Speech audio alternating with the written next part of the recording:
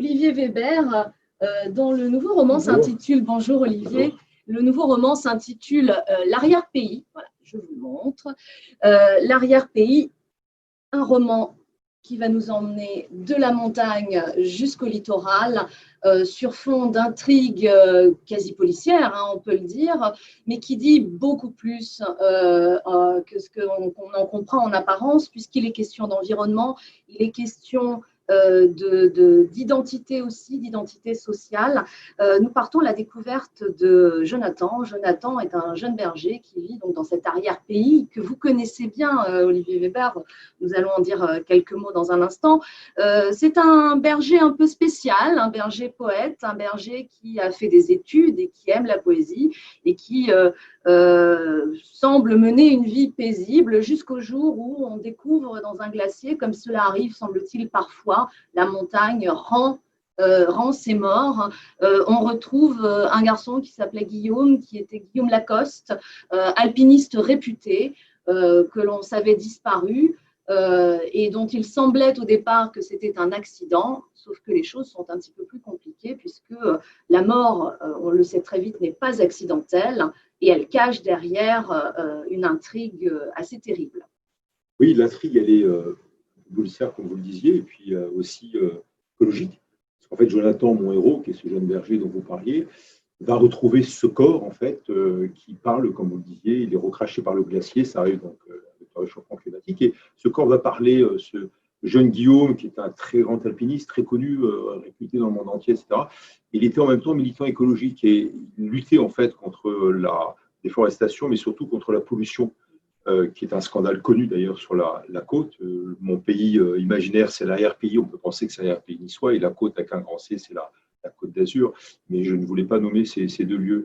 Et ce sont deux espaces à la fois en hostilité, en conflit et en symbiose, parce que l'un a besoin de l'autre, l'arrière-pays de la Côte d'Azur, la richesse économique évidemment de la région, et la Côte d'Azur a besoin de l'arrière-pays de Jonathan, parce que c'est un peu son réservoir et son faire-valoir et son symbole. Et donc Jonathan va descendre avec sa petite amie Léna, qui est une jeune juriste d'une ONG qui travaille contre la pollution de la côte, avec un grand C.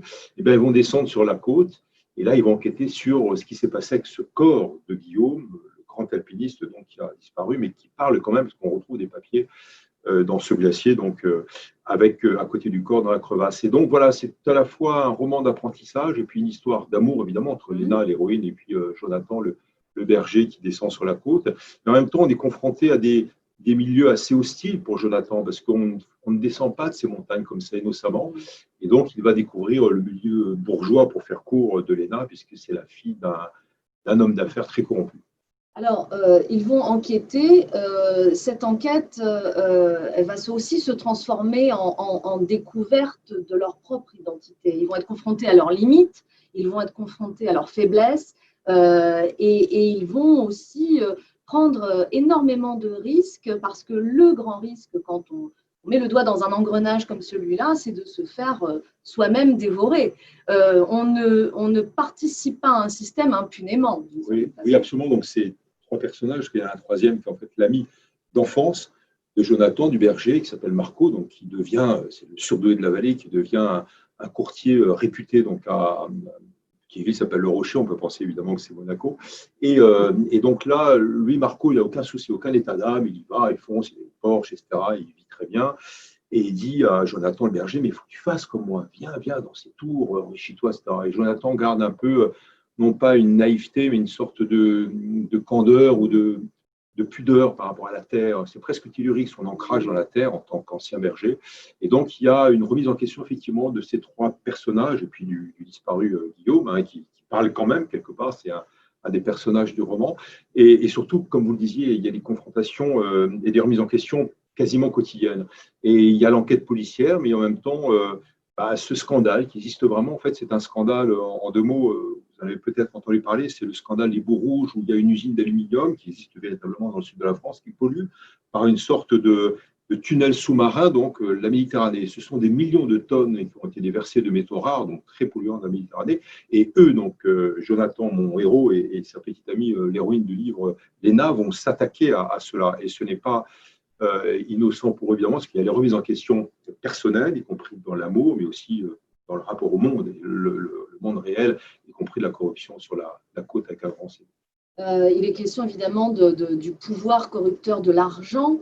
Il est question aussi de la construction d'un couple sur un terrain difficile comme celui-là. C'est-à-dire que c'est un couple qui s'aime et qui en même temps n'a pas complètement trouvé chacun son identité. Donc, quelque part, il peine aussi à se trouver à mi-chemin. Et puis, ce personnage, Marco, vous disiez que c'est l'enfant de la vallée qui a réussi, etc. Il est intéressant parce qu'il est tout en nuances, c'est-à-dire qu'il est entre deux mondes, littéralement.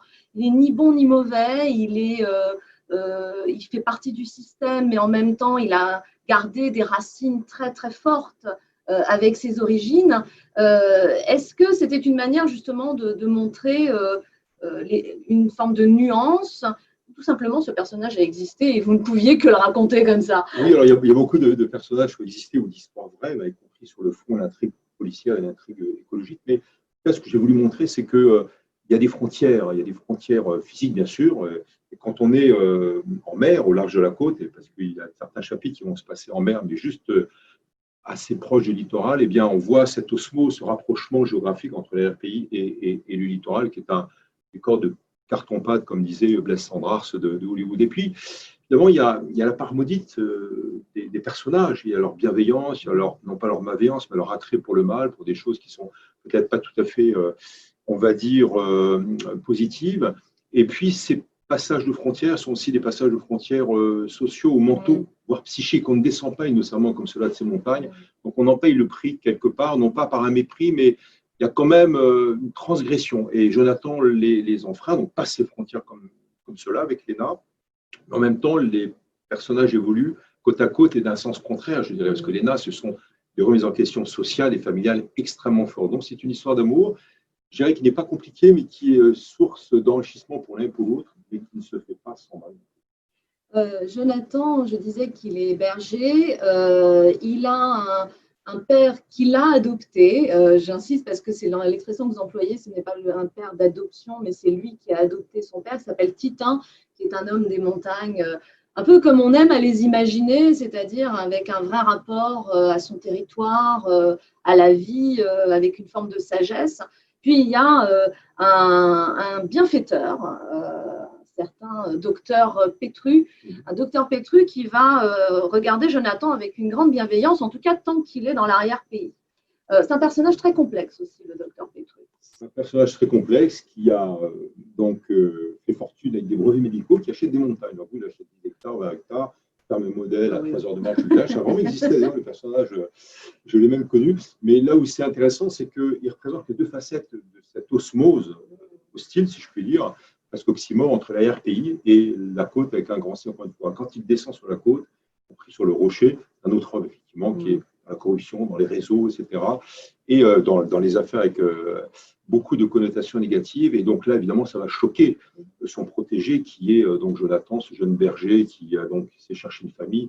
Et j'aime bien aussi ce côté, on transgresse des frontières, y compris aller chercher un père, qui est un père adopté, non pas un père adoptif qu'il a choisi, donc Titin, le berger dont vous parliez. Et ce qui me plaît aussi, c'est ce rapport à la terre que je ressens tous les jours avec des jeunes, surtout en cette période-là. On a besoin de ces racines, même si ce ne sont pas les nôtres. On a besoin de ce rapport beaucoup plus humain, j'allais dire, avec le monde vivant en général, qui n'est pas simplement le monde des êtres humains, justement.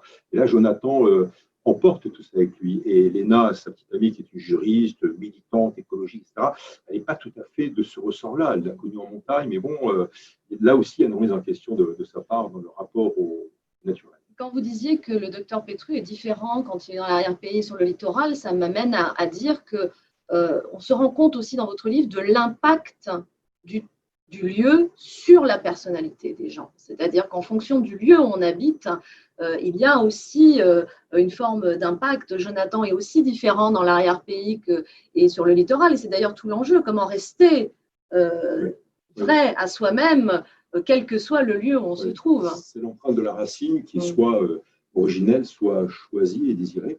Et là, effectivement, ça représente aussi une bonne partie de la France. C'est ce qu'on appelle en sociologie l'hyper-ruralité, un terme quelquefois péjoratif, mais c'est rien de plus noble que ce rapport à la terre. On peut être en autarcie d'ailleurs, ou en sensibilité écologique. l'économie rapprochée.